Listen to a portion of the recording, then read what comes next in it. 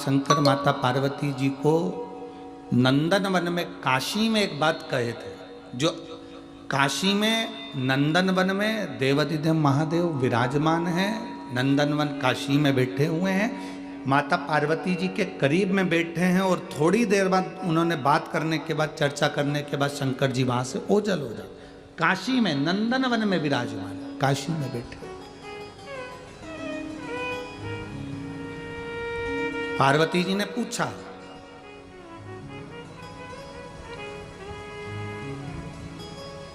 कौन से जन्म का पुण्य प्रबल होता है जो जीव आपके दरवाजे तक पहुंचता है? कौन से जन्म का पुण्य प्रबल होता है जो जीव आपके दरवाजे तक पहुंचता है?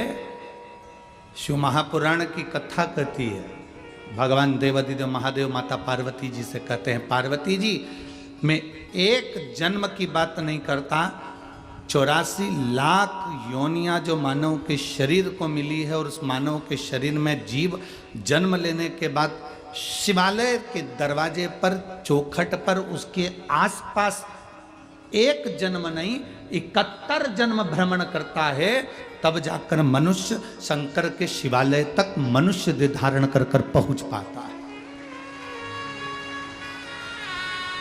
एक जन्म की बात नहीं है, यहां पर 71 जन्म निकल गए।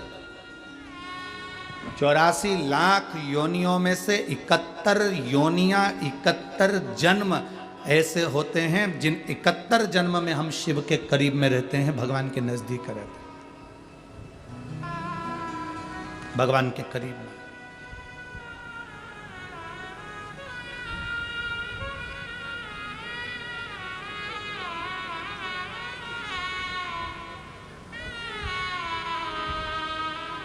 गुरु नानक देव जी के पुत्र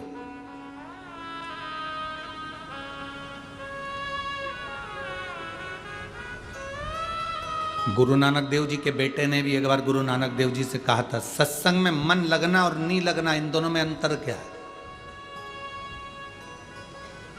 अगर मान लो जीव सत्संग में गया, उसने संगत करी और संगत में बैठा और उसका मन नहीं लगा, तो संगत का, सत्संग का कोई प्रभाव पड़ेगा कि नहीं पड़ेगा?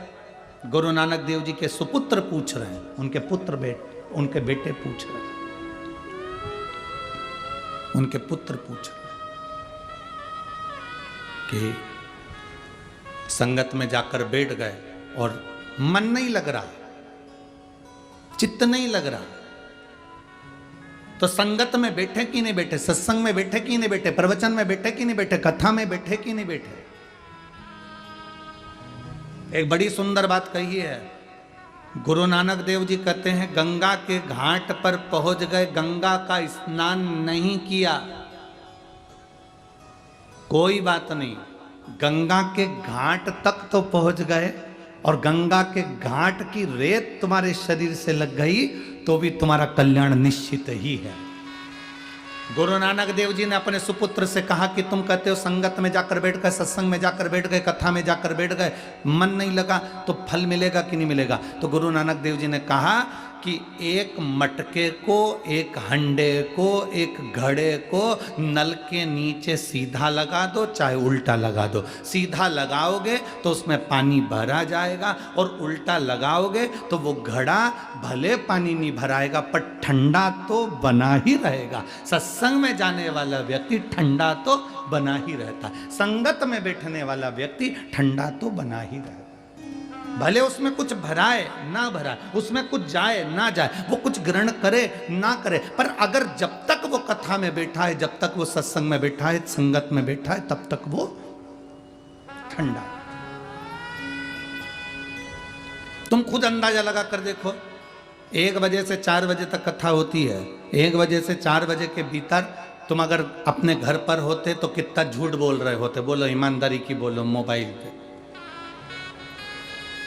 1 बजे से 4 बजे के भीतर तुम घर पे क्या कर रहे होते? बर्तन मांज के, रोटी खा के सो रहे। ठीक है, तुम अपना अपना अंदाजा लगा कर देखो जरा सा हो।